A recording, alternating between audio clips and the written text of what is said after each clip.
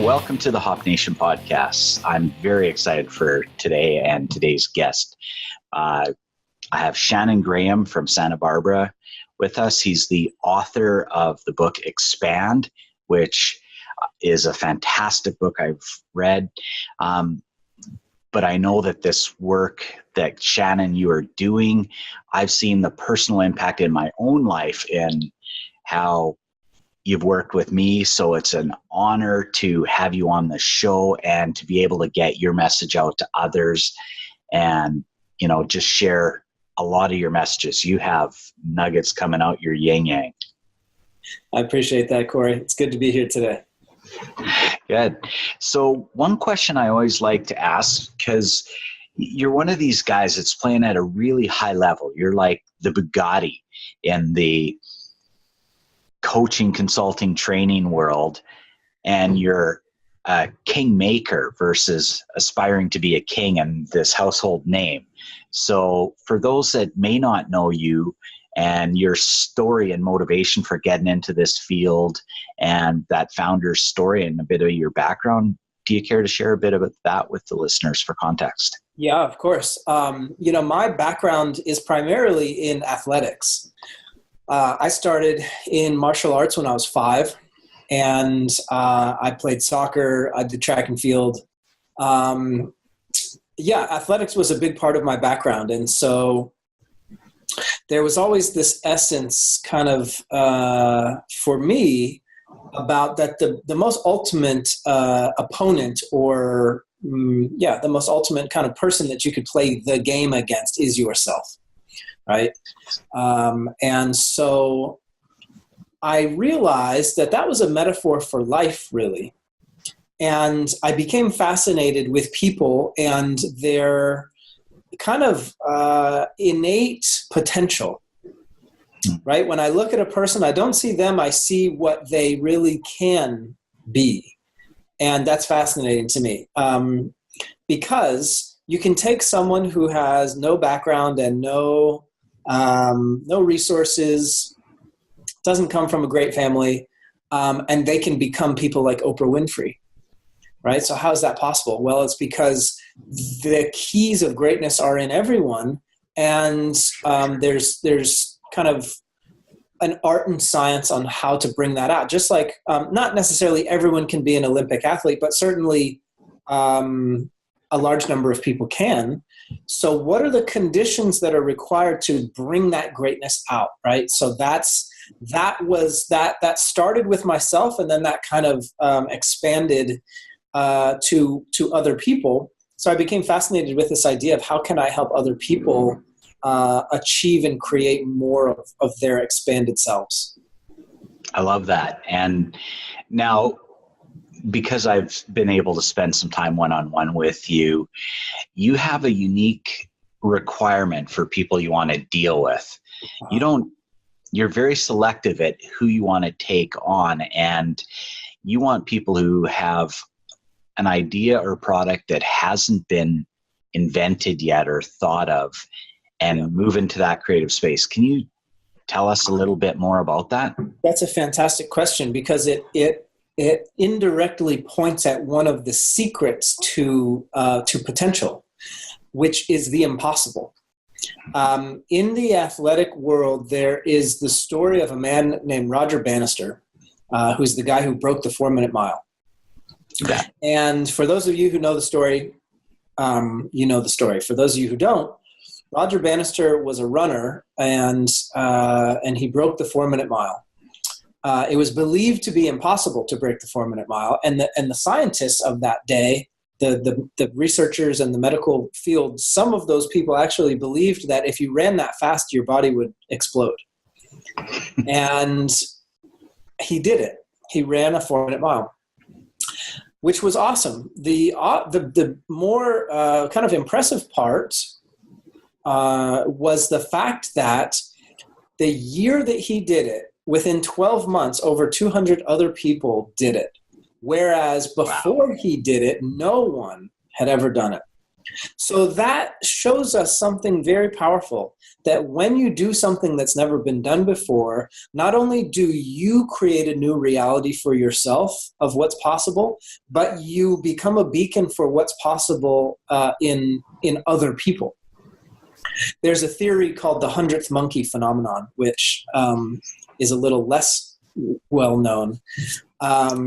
But it essentially, it's a theory, and the theory is once a certain number of a species learns how to do something, then once a certain number is reached, then there's this collective consciousness unlock that happens, and all of that same species can then do the thing.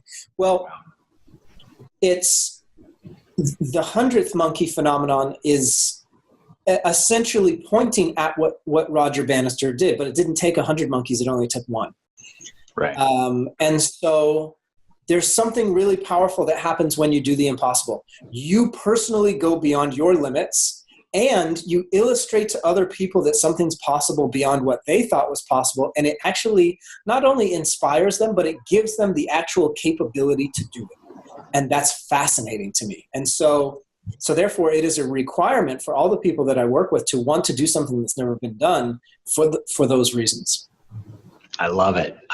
And it's no wonder your book's called Expand, because that whole concept is about expanding the person's world who's coming to you, but also expanding your own world, because you get to play in that creative space yourself. Yeah. So I can see why you'd be drawn to doing that. Yeah. But it's because in your book, you even talk about stories of people who you've worked with who've been able to expand and change the world. And maybe you want to share the story about your client from New Zealand, because that's a real cool illustration of the impact of the type of work that we get to do in this field, but more specifically, the type of world that you play in. Yeah, totally. So a number of years ago, I had a person come to me who was from New Zealand, and I said, okay, what's your impossible thing?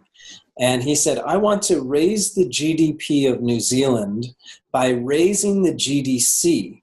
Now, we all know GDP, gross domestic product, but GDC is something that most people are not familiar with, which is gross domestic confidence.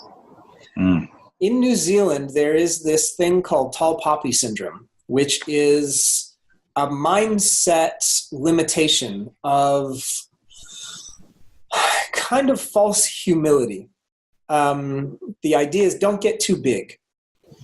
Who are you to have a big idea? You know, Kiwis are kind of fundamentally known as humble and nice, and you know they don't have big egos and they don't have big ideas, and so the challenge, kind of like Canadians, kind of similar to Canadians. It's true. The funny part about it is per capita, New Zealand has some of the most innovative geniuses in the world. The challenge is they've got these beautiful minds and they invent or create these beautiful things. And then because of this tall poppy thing, they sit on it and they lose all their confidence and they go, well, who am I to have a big idea? And these world-changing technologies or ideas never see the light of day. And so we said, okay, let's raise the GDP of New Zealand by raising the GDC. And we said, how are we going to do that? And we kind of decided that the best way to do it is to essentially create a Roger Bannister. Find someone who's kind of the underdog that if they did the impossible, then man, anybody could do it. Someone who has a world-changing idea, and let's get them to essentially run a 4-minute mile. And so we found a guy. He invented what's called a rapid public transportation system. It's a zero-emission, carbon-neutral, high-speed public transportation system. It's genius. And he invented it over 10 years ago. So the world has not been able to benefit from this technology because he has not been able to powerfully bring it to the world because of confidence. And so we worked with him.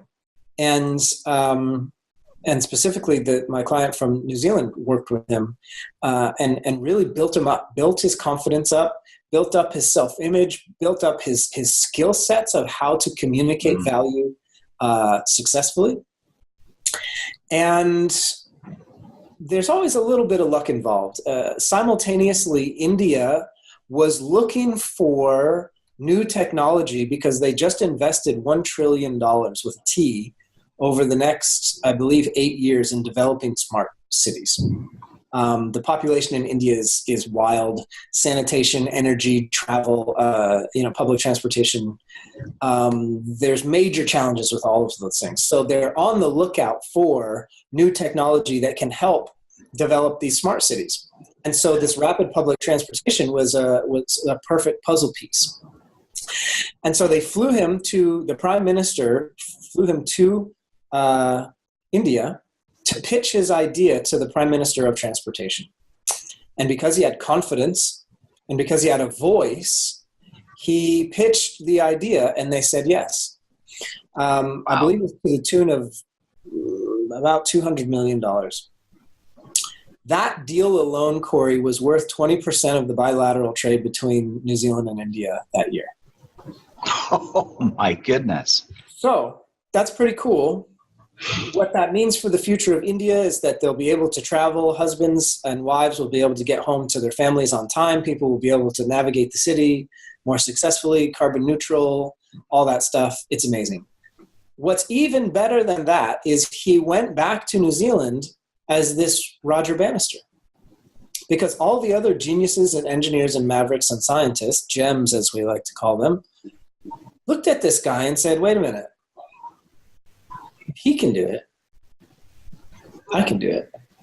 And it's been a number of years, and over a handful of scientists have created technologies that they've actually brought to the world that are making a difference as big, if not bigger than that, but in completely different sectors like biotech and food Awesome. and education and fill in the blank. The goal was the largest contributor to GDP in New Zealand practically forever has been dairy, which is kind of silly when you have all these geniuses just kind of like hanging out, creating amazing stuff. And yet the number one contributor to GDP is dairy. That seems kind of off. Which is a commodity, which is a dangerous place to be. That's right. I just talked to the guy from New Zealand recently, and he said for the first time ever, technology is neck and neck as far as contribution to GDP with dairy. Wow. The difference is they're neck and neck, but imagine a car going 25 miles an hour and a car going 125 miles an hour. So they will not be neck and neck for long. 2020, it is predicted that technology will surpass dairy as far as contribution to GDP. That's wild. That's wild. And so that's the level of stuff that I have the privilege of working on. And it just goes to show you, for those of you who are listening that are kind of interested in changing the world, some people think that it requires so many people or so many followers or such a big audience or so many people have to be involved. We made a huge dent, and at the end of the day, it was probably less than 20 people. You know, that's substantial. So it's about believing that you can do it, and then also believing that it can be done in a very simple, almost behind the scenes kind of way. That it doesn't have to require a lot. And so that's a great real world example of someone who wanted to do something that had never been done before, and the implications, the ROI, the ripple of impact, as I like to call it, of what happens as an effect. I love it. And your book is just full of great one. I love the acronyms: GDC, gross domestic confidence, ripple of impact. And that one I've hijacked from you and used tons and tons. Most of the time I actually give credit to you. Sometimes I forget, but I'm doing it publicly right now. Ripple of Impact, I got from Shannon Graham in his book, Expand. Yeah. And what I love about those concepts is rather than looking at the end results, which is GDP, looking at the drivers of results like GDC, ripple of impact. When you focus on ripple of impact, the other ROI, the return on investment, goes up. Not only that, no person is an island in and of themselves, and you need other people. And if you want buy-in and support and that, purpose and meaningfulness and impact, the ripple of impact is how you get that. So to get the impetus behind it to supercharge those drivers is phenomenal. And you give these great concepts and ideas and the work you do. The reason I believe it's so profound, and I can speak to it just personally, is there's this great depth and wisdom behind it, but it's accompanied in a simplistic approach that's easy to digest and actually do something about it and get off our ass and do it. Yeah. Getting a whole bunch of depth and theory and going real deep is crazy if you can't move to action and do something about it. And you're a master at that. Yeah, I think I learned that from martial arts, really. I studied Bruce Lee for a long time and Bruce Lee's fighting style. And Bruce Lee's fighting style was based on simplicity. It was based on real world fighting application. If you're going to be in a real fight, you don't want to be doing all these fancy moves. You want the one move that's going to make the biggest impact the fastest. And he came from a tradition of Chinese martial arts that was very flowery and very kind of showy. And it was kind of designed that way. And he said, that's cool if you want to do performances, but if you're in a fight, you got to be able to do things in a very efficient way. And so that always stuck with me. And so when I look at concepts of changing the world, it's actually, in my opinion, the most responsible thing you can do is to keep it as simple as possible, because that facilitates what I call the highest probability of the deepest impact. Like, if you actually want the probability of the world changing to be high, then Yes. Keep it simple. Absolutely. And it's something we've actually embraced in our own training, coaching, consulting we do here, is to give depth with simplicity, because at the end of the day, that's what we all want in terms of our development and growth. And, that was phenomenal. And I love the martial arts analogy. As I took you over and introduced you to my good friend, Tom LaRoche, a 4-time world champ that met one of your old coaches in the ring, Benny the Jet. Yeah. And, as an ex-competitive fighter, that I can resonate. And, the basics, you need to have solid foundation. And the farther up you go, I just heard this analogy, the farther up you want a building to go, the deeper the foundation is. And actually, Tom spoke about this on the weekend to me, and he was saying that farther up you want to go, the deeper down you have to keep going back to the basics and the foundation.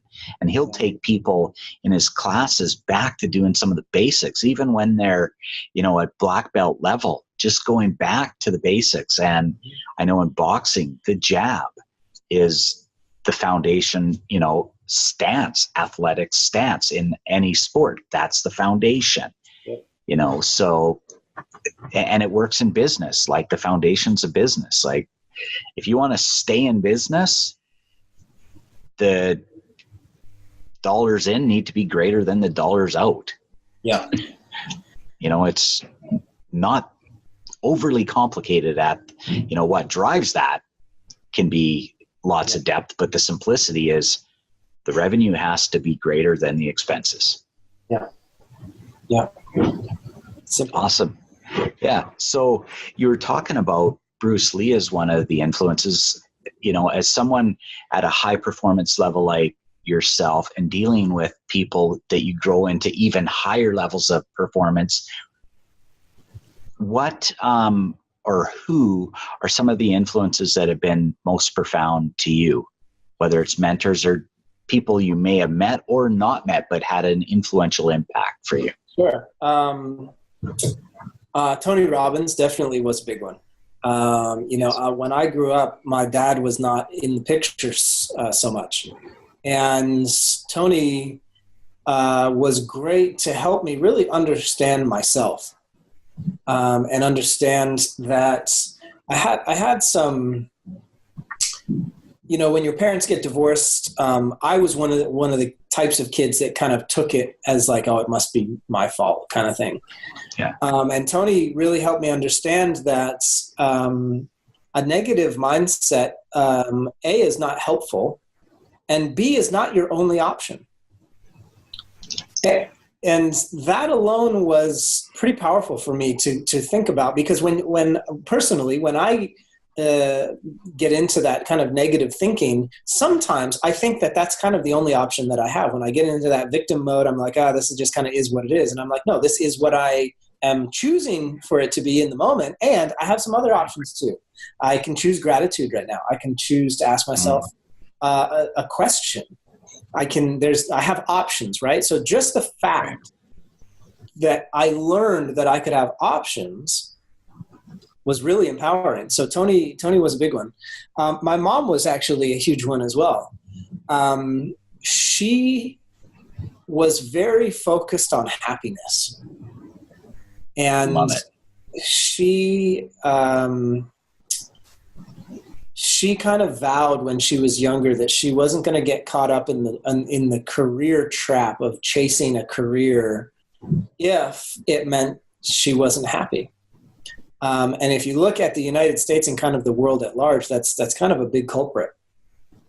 So she was very powerful in that way of she put happiness ahead of career, and she lived a very simple life but a very happy life. And I look at, this year will be my 16th year in business, and I look at the different crossroad moments in the business where I could have really made it much bigger than it is. And that so many people that I know that choose to go the route of growing a big business, there's almost a direct delineation of growing the business and happiness. It goes like this. Now, that's not a blanket statement. However, it's pretty accurate for a fair amount of people. And sometimes my ego gets involved, and I want the big stuff just for the sake of having the big stuff. And what I really got from my mom was to return to like, no, it's okay to keep things simple. It's okay to keep things small. You can the New Zealand story is a great example. There are a few people that I can sit down at a dinner table with. They can tell me a story that's equal to that. I don't say that to brag. I say it because I've very specifically engineered how I do things, and it doesn't require a huge model to do it. So that was very liberating, because I said, I can do big stuff, but I don't have to have a big business in order to do it. I love it. And, for the listeners that don't know, you were on my international advisory board for Grandesco College. And I had shared with you and others, the plans to build it to 100+ million in revenue, and the equity deals in behind, and the exit at a valuation of $1 billion or more. We connect in I know the exact date, September 19th of 2018, a day I will never forget, because you and my other good friend Heidi, we were looking at the business and this idea of happiness, right, became very clear. Here I am doing this stuff, and you were there. I was definitely unhappy. Yeah. In fact, I don't mind telling the listeners at this point, I was a broken man at that point, because I broke down in tears, and you helped me get to the point to refocus on what would truly make me and my family happy, but also have the greatest impact, that ripple of impact. And that's led us down the path of, the Hot Performance and Student doing it in advance of, it was always 3 years out to really do what we're moving into now. And the simplicity that comes with that, but then the escalation, you can't push, the thing uphill. Where you get momentum is with movement, and it's a heck of a lot easier, if it's flat, or smooth sailing and down, or with wind behind it and extra force. And this is something I've seen, and I love you were able to share, lots of impact stories about your mom, but I love that you've been able to take your learnings and transfer that. There's one thing to majority of people see, hear, listen to all these influences, but don't do anything with it. They might internalize and feel something or do very little, but you're doing it at a big level. And I it's inspiring. Now, you're a very competitive guy, and performance has been a big part of your being. What are some of your success habits and priorities, or performance habits and priorities that you like to do? Yeah. I'm a very competitive guy. And the truth is, I'm a very competitive guy to myself. I'm competitive with myself. And I'm competitive with other people as well. There's an interesting kind of way of thinking in kind of the athletics world, which is you can play the game for one of two reasons: either out of the desire to win or the fear of losing. Right? Why do you play the game? Either when you're on the field and the clock is ticking and you're down, you play the game for one of two reasons: either because you fear losing, and that fear actually ignites this determination and focus and drive and resourcefulness and power that you didn't have access to before, or out of the desire to win. They're different levels of fuel, but they're both fuel. Mm-hmm. There's a third one that no one talks about, or people rarely talk about, which is purely the love of the game.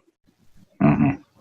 I'll tell you a story. A buddy of mine coaches his son's football team, and they went to a major tournament game. And he said, "Listen, guys, today's a big day, and I want you to play your hearts out. I want you to play the game today as if it didn't matter if we won or we lost. We won just because we had the privilege to play the game. And I want you to play just like that." And sure enough, those kids, clear eyes, full hearts, they went out there and they played the game. And they lost. And they celebrated at the end. Love it. More so than the kids who won. They were so amped. They felt so connected as a team. They felt so close to each other. They were so grateful that they just had the opportunity just to play the game.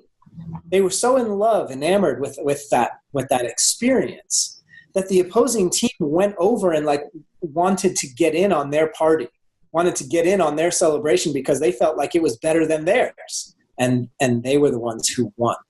So there's a lot to be said for that. It transcends winning or losing.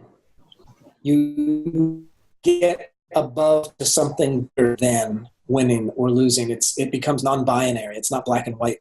It becomes about the heart, really. It becomes about the love of the experience and the journey rather than the destination too. Yeah, 100%. And so I like to look at performance that way. We live in an age where people are obsessed with performance enhancing drugs and performance, biohacking and just everyone wants to increase their performance and understand their performance, mostly so that they can perform better, so that they can achieve something or create something. Well, what about performing better purely for the sake of performing better? What about performing better just for the love of performing better?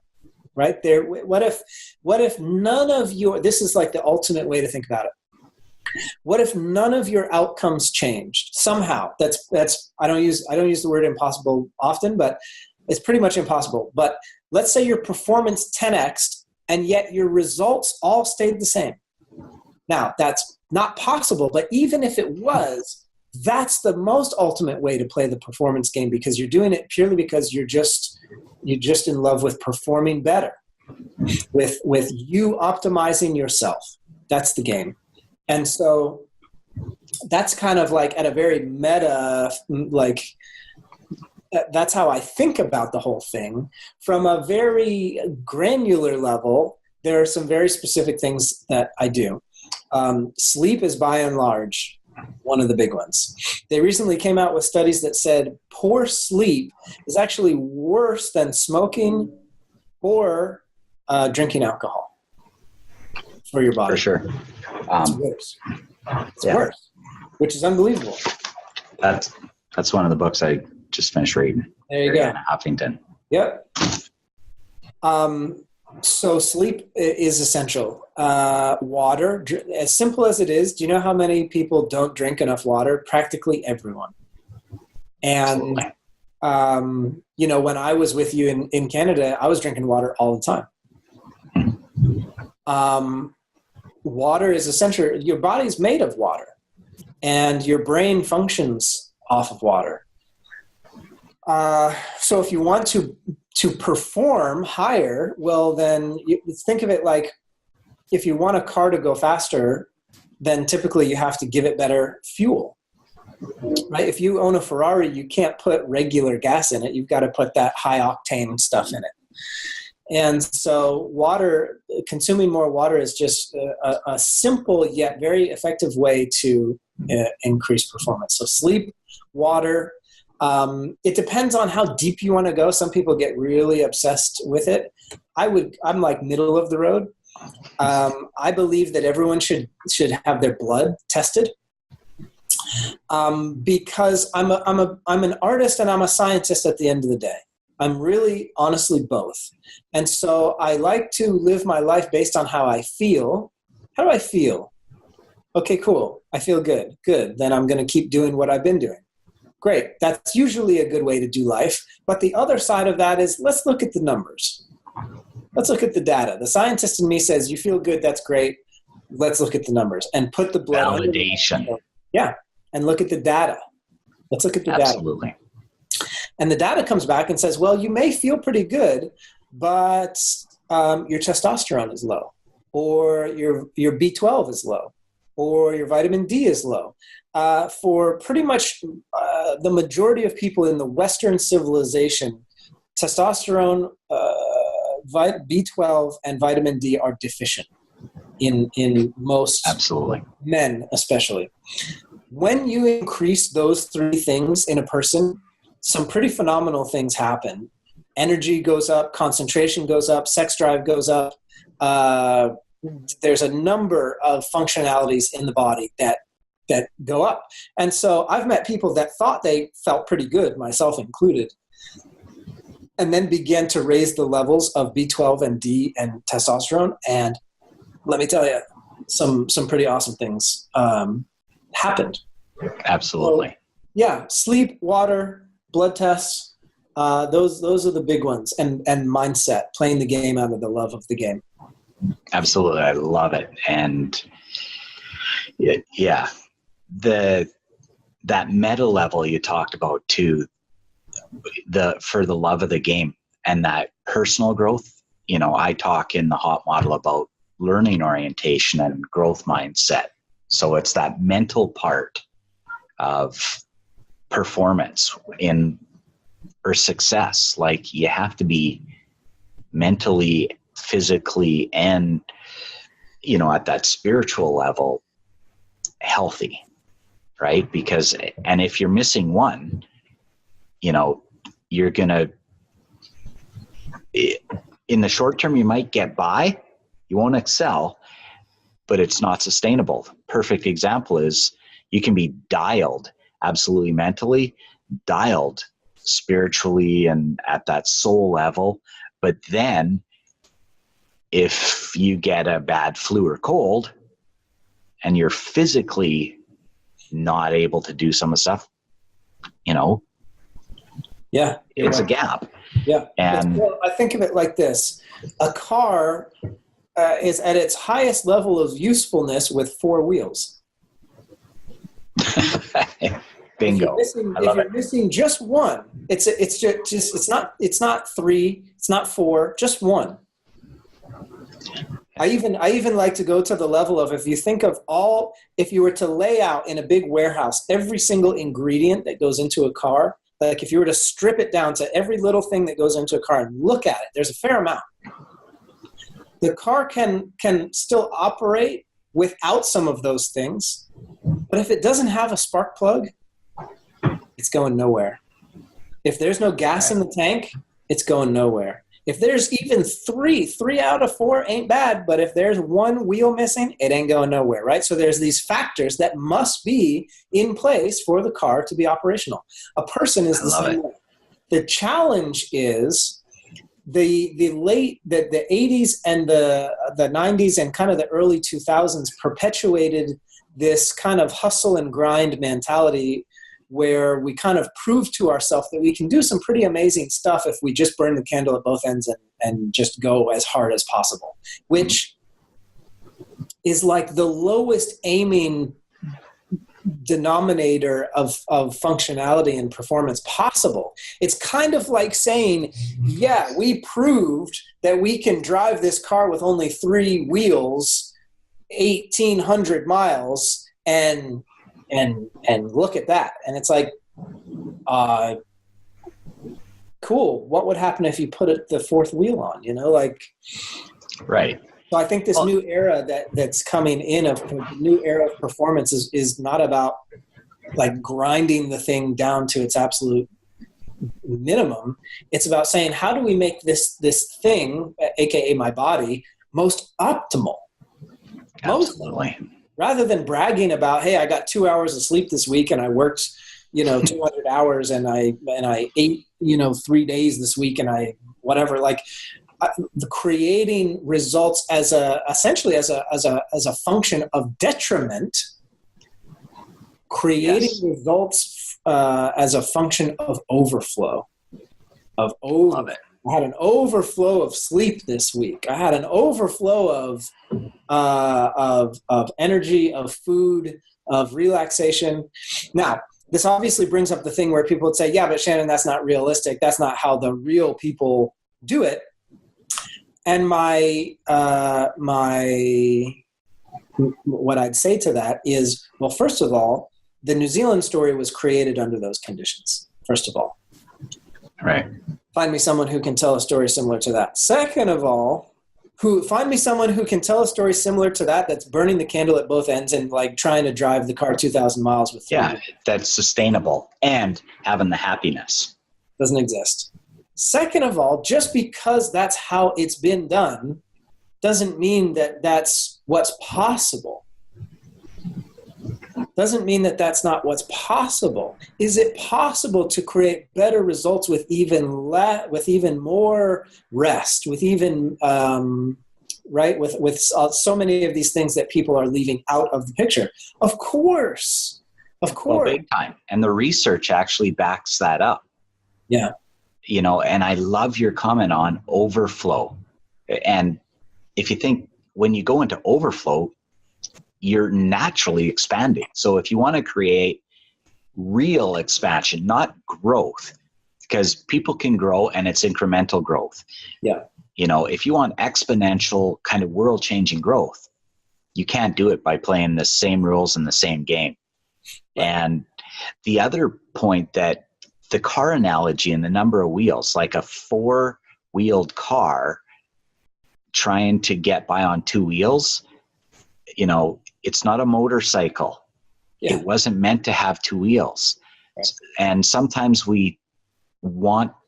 people will want to aspire to be someone or something that's not necessarily connected to who they are and their innate strengths. And even if they do go down that road and enjoy a certain level of success, and I won't call it success because I don't actually believe it's success, but a certain level of results that show growth, but are unhappy, going back to your other thing, it's shallow. And there's this void because, well, you've seen it, how many surgeries do people need to have to feel better about their face, their body? How many vehicles or things and stuff do they need to buy? Yet every time they do it, there's still the void in behind it. And there's no fulfillment.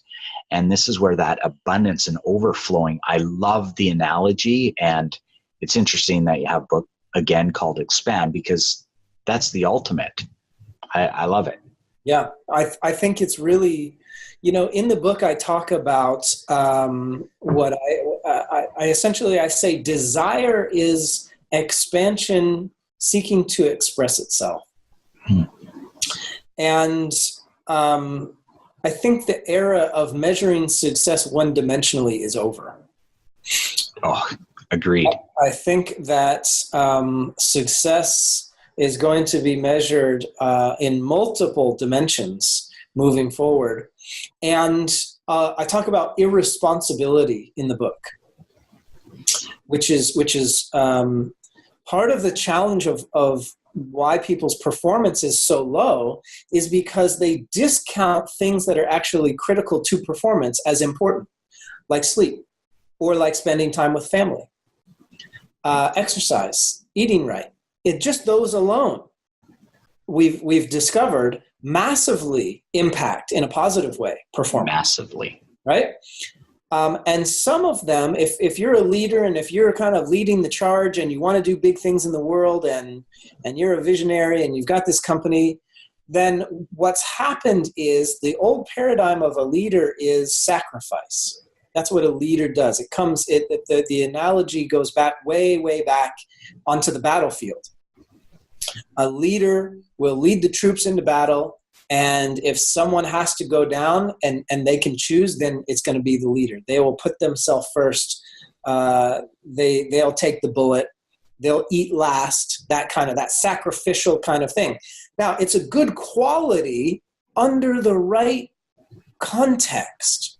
The challenge is, over the past, I couldn't even tell you how many years, it's gotten skewed out of context. And so what happens is we take on this role, this identity of a leader, and then it brings with it this sacrifice. I have to be the one to sacrifice. So they sacrifice some of the most critical things that don't need to be sacrificed, like sleep and like family and health and fulfillment a lot of times, right? Because they think that's what sacrifice means. That's not what sacrifice means. No. And so because they think that's what sacrifice means, they believe that it's irresponsible to indulge in those things or engage in those things. They believe it's irresponsible to do that. And so in the book, I talk about whatever the things in your life that you feel are that you feel the most irresponsible about are probably your largest growth opportunities, right? Like the business guy that just doesn't have time for his family, and that just feels irresponsible to do that because he's got this company and he's got this vision and he's got to sacrifice in order to make it happen. And it feels irresponsible to spend time with the family. Well, if somehow he could get himself to do it, he'd probably discover that was like actually not something he needed to sacrifice in the first place, and actually moved the vision forward in a better way. If you want to talk about ripple effect, what happens is this new era of leadership that we're talking about, this new era of performance that we're talking about, is generational. Because what happens is you become a beacon for how to do things differently. And so the younger generations can look at that and go, oh, he didn't sacrifice his sleep. He didn't sacrifice his family, his diet, his fulfillment, his happiness. He actually included and was overflowing in those things. And that's why he could create. They were drivers, and the research backs that up. Interesting. So the old paradigm starts to fall away and a new one emerges. That's really what the future is about. I love it. And on that, embracing the suck on the road to success, I think what people miss is, the sacrifice. It's not about that. You need commitment, but what you commit to is where the growth happens. And they think that they have to deny and minimize happiness or delay gratification and stuff and embrace this suck. And the science is just off on that. Whether you look at Sean Acor at Harvard, Emma Seppel at Yale and Stanford and Center of Emotional Intelligence, it's just not, it's actually a precursor. The happiness, those habits and commitment and priority are precursors to the success that people are looking for. And the result is an outcome.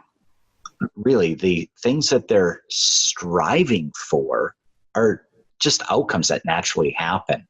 And I love how you've been able to connect that and message it in such a way that is digestible for people, and to debunk myths, and to embrace irresponsibility and be that positive rebel. I know we talked about the positive rebel thing, and that was great.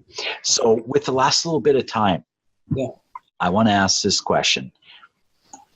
Imagine yourself at your 100th birthday celebration, and who's there, and what would you want people saying about you, Shannon Graham, at your 100th birthday? Wow, that's a great question. I definitely want my friends and family there. I'd want my clients there. Those are the big ones, I think. Right off the top of my head, those are the big ones. My friends, my family, my clients. My clients to me are really like family. And if they were going to say something about me, I think I would just want them to be proud, to be happy of what I have been with them and for them.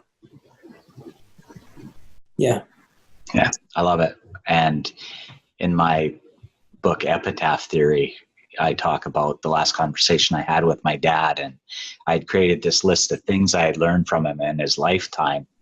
And after I told him all the things I wanted to make sure I said before he died, he embraced me in a hug, and all he said, and it was the most profound impact in my life at that time, was, "I love you, my son, and I'm very proud of you." Yeah.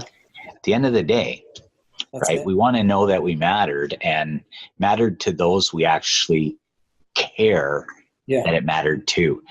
The ripple effect, it will impact so many others, but we want to make sure we get it right with the priorities and the people we love the most. So the choice of people you talked about, that's excellent. I love that you outlined that, and you included clients, because I think that really speaks to your heart and love for what you do. And I really appreciate you, not just as a professional, but as a man. You're a good man, Shannon, and I really appreciate you being on the show and spending some time.